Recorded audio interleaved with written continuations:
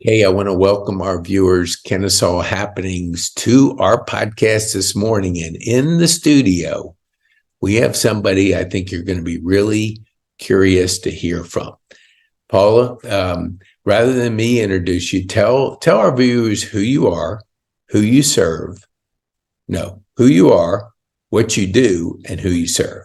Okay, I'm Paula Rigsby and I work at Must Ministries. I have been there for a lot of years. I have done children's programs before this.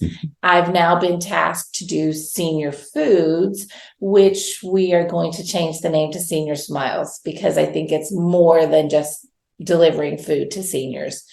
So we look for locations that have subsidized rent in a facility so that we can kind of go in and just deliver food to a larger number of people.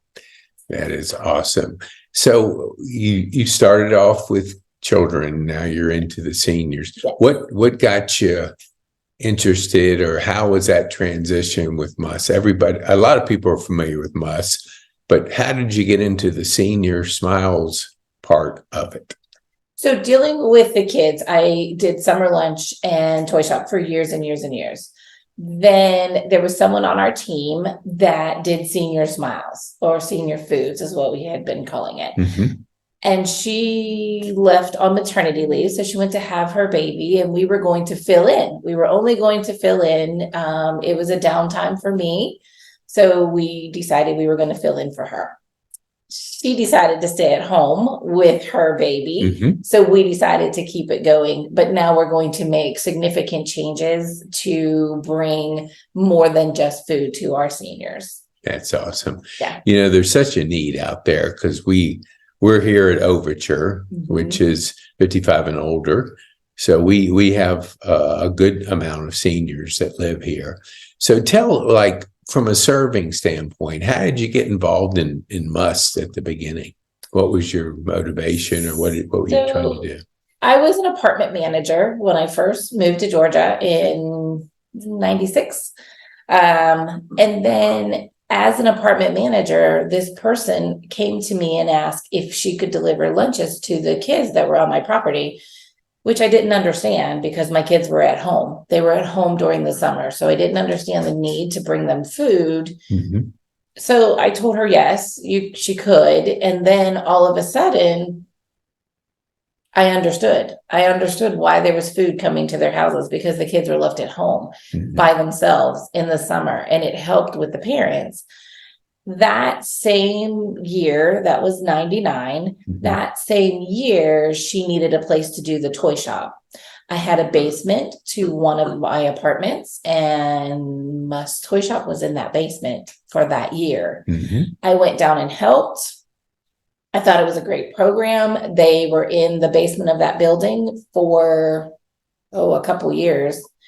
And then the owner of my property was getting ready to sell my property. I didn't want to follow him. He had other properties. He encouraged me to stay with him, but I decided it was going to be too far, and I found myself not having a job. So I had always volunteered with MUST because we were an apartment, we were full, we had nothing else to do. So my owner allowed me to volunteer with MUST.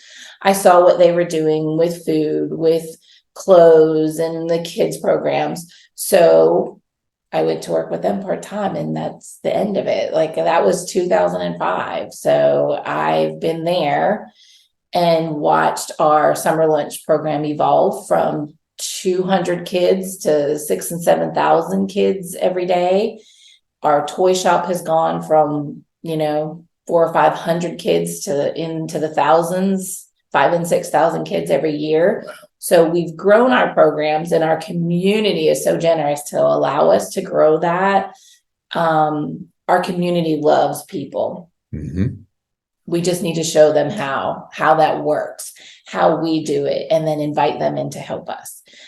Fast forwarding into the senior foods, I have envisioned many other things besides 3 or 4 people walking into a facility and dropping off a box of food. the things that I've seen is people want that interaction. People want something more than here's your food and I'm gone. Right. They want this, hey, how are you? Hey, this is my cat, or this is my dog. This is the name of them. Just different things. They're just asking for it without asking for it, Right. really. What do you think, like, because that's, if my math is correct, you're going on almost 20 years, 19 years. So I just got a button for you, I'm sure, because when you hit that milestone, that's a lot of serving, a lot of Yes. years. And I know. So what would you say? Because I know Tom Ganter, Mhm. and so when he first told me about the summer lunch program, I was like the same way. I was like, what? Yeah. Lunch program? Yeah. For summer school? What is, and then he explained it to me, and I went, oh yes, just like you explained to our viewers. So I think what people don't recognize is the reach that Muss has in our community. Yes. Is many things that they have going on, and the amount of people that volunteer and serve, and the numbers that they reach. So what's your vision of Senior Smiles? Where would you like to take it? I've always said, if I had the genie lamp, and if I rubbed that genie lamp, one of my biggest things would be I wouldn't have a job. I would love to know that I didn't have a job. Mm-hmm. I know that's never going to happen in my lifetime. So I want to do it to the best of my ability. Mm-hmm. But I want to make sure that we are nurturing or feeding or providing our seniors with so much more than just food. And that's why I want to change the name from Senior Foods to Senior Smiles, because there's a lot to smile about. They just don't know. You get stuck in a rut. You get stuck into an apartment because you're no longer able to drive. Yep. Your story is no longer the same because you were a very independent person, and now you're kind of relying on someone because you can't drive, and you're asking others around you, hey, are you going somewhere, because you don't have that freedom or that independence. And we want to try to make sure we have something more than that. And if it's just a visit, if it's I don't know, just another person to talk to. Yeah, no, I totally agree with you that what we have seen, and we both know Bartina, who introduced us together and suggested that you come on the show. So when she said Senior Food / Smiles, I said it is a smile, because we've seen isolation, loneliness, depression, different things coming out of COVID that we didn't necessarily see before COVID. But everybody, I don't care, pre-COVID, after COVID, being connected to a community, to people, is the human connect. So speak to, like, if you were talking to our senior community, how can they support you? Is that volunteering and coming alongside Muss and helping to connect with seniors out there that may have been disconnected with family or friends? So yes, it would be all of the above. It would be, please support us, which when you support Muss, you're serving so much more than just a senior, than just a child at the toy shop. You are serving a whole entire community. Muss is not isolated in anything that we do. We have such wraparound services. If someone comes into the shelter, we're going to support them all the way through. So there's a lot more to providing, just even a donation to Muss. It goes such a long way, such a long way. We make sure our money goes to what we say it's going to go to. Right. We need that. We need volunteers. I can't do everything I do without the thousands of volunteers that always are right there for us, and everybody's ready and eager to go whenever they say, I want to serve. We let them, like, we want them to serve. So the senior smiles is what we're envisioning. We're looking for a couple churches or civic groups that have buildings to kind of be the hub so that the community can donate there. So we can have volunteers there, be packing and sorting and getting that food out to those seniors. We're looking for someone to be like the senior ambassador of that location so that there's a familiarity for our seniors. They know that one person is going to come, and then they're going to bring 4 or 5 other volunteers to do all that work. But we need that constant communication too with our ambassador, with our senior programs team. It just, we're looking for a lot of hubs. We're looking for a lot of things, and we know that it's out there. No, I personally know it's out there because our church has, we've always done twice a year, a senior dinner for seniors. And now we're partnering with MUS. And I don't remember the gentleman's name, but he came and spoke on Sunday. So we're, I guess, being that hub. Yeah, that was probably Richie or Howard. I think it was Richie. Yeah, Richie. Yeah, exactly. Because he came and he goes, hey, can you direct me to your pastor? And I mean, he was coming to speak that day, and we were looking to form a relationship with an organization. It already had everything established, just become that hub, like you said. Exactly. And it is needed out there. So what would you say, like, for the joy that you have in, what you've experienced by serving at MUS, what really drives you? I mean, give our people out there that maybe not volunteering on a regular basis, why do you do it? Like, what drives you to serve? I don't think there's just one answer to that. There's a lot of things that drive anyone who's in the serving area, because when you're in the service part of this, a lot of times it is thankless. You don't know the end result. You don't know that helping this one person this one time is going to lead to anything more than I gave this person a cup of coffee or I gave this person a jacket whenever it was cold outside. You don't always see the end result. So God puts these things. So I was feeling a little low. Toy shop was over, the whole hype of everything going on. And this person reached out to me on Facebook and asked me if I was the same Paula Rigsby that this person knew from the apartments.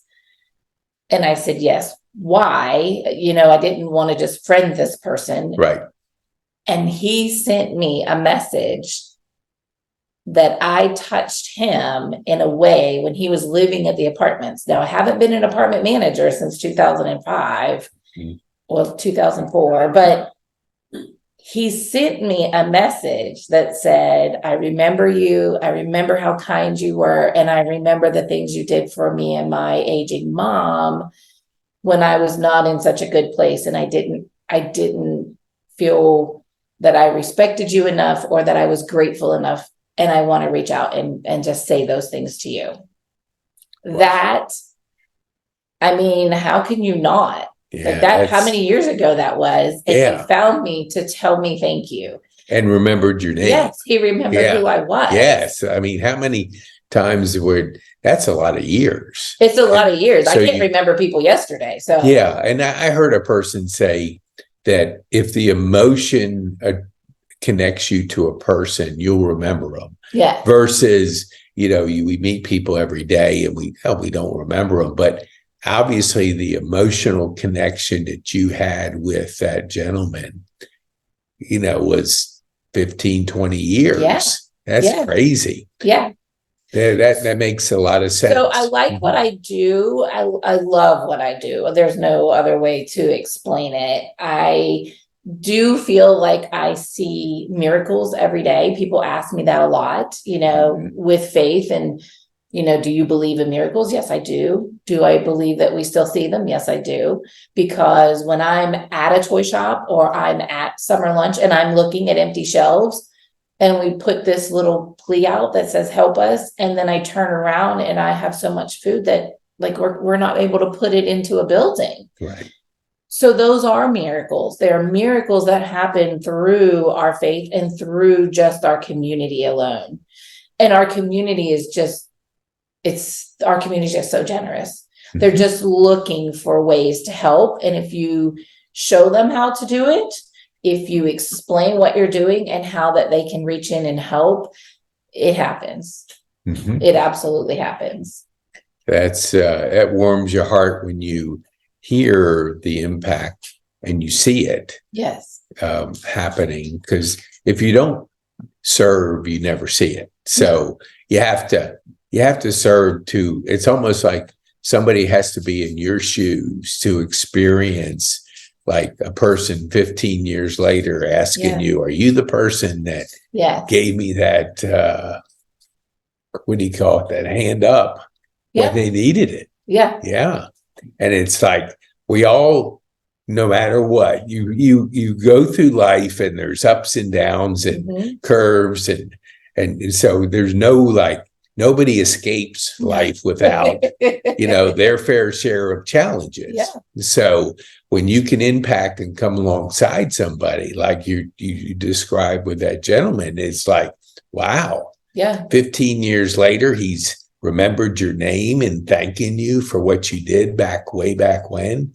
That does really speak highly. So I would love for you, as the program continues to build and as your vision becomes more a reality, come back and let us know where we can serve and help you. But for right now, how can people get a hold of you, and how can people, if they want to serve and volunteer and help you out, what would be the best way to do that? So go to our website. Our website is mustministries.org. There are so many ways to help. I know that senior smiles or delivering things during weekdays are not good for everyone, but there are 24/7 at our shelter, at our locations. We have things going on all the time. So go to our website, find out the ways to help. There are lots of volunteer schedules and boards and everything like that they can go on to. That's awesome. Hey, and we want to thank Bartina for, asking you to come and be with us as a guest. And so, because, if we don't have good guests like yourself, then people don't listen. Oh, so thanks for that. And hey, just as we close and wind down, what would you like our viewers to take home from this podcast? I would like them to know that, treat everybody like you've just met the angel. And that there is a Bible verse, and I'm not the Bible scholar, but there is a Bible verse in Hebrews that says that, treat everybody like it's an angel. You just don't know when you've met one. Yeah. That's so good. I love that. Okay. Well, I want to thank you so much, Paula, for being a guest. And if I can get you in front of our viewers to promise you'll come back and update us. I will update you. Okay. Yes. Now we have it on the podcast. So will let me know. Yeah. Yes. We hope to help in our way too. Okay. We have some ideas that since we live in a 55 and older community, that's we have our seniors, and so we understand the challenges that are faced in today's world. So thank you so much, Paula. We appreciate you being on the podcast. Thank you for letting me come on. Okay.